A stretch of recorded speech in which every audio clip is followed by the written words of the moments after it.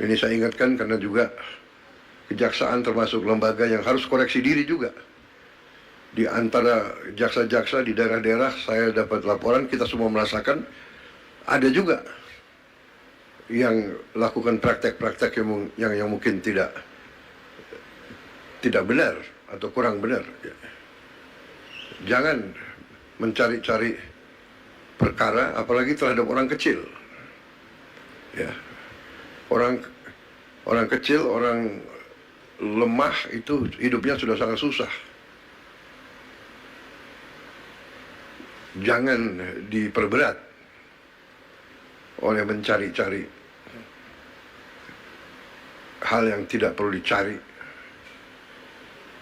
Saya ingat beberapa saat yang lalu, saya ingat benar ada anak SD, anak di bawah umur ditangkap karena mencuri ayam. Saya ingat benar itu. Ini tidak masuk di akal. Hakim, jaksa, ada apa ngejar? Iya kan? Anda pasti ingat peristiwa itu. Ada lagi ibu-ibu ditangkap mencuri pohon. Mungkin ingat juga peristiwa itu. Ya. Ada apa? Penegak hukum harus punya hati. Hanya punya hati. Jangan istilahnya apa? Tumpul ke atas, tajam ke bawah. Itu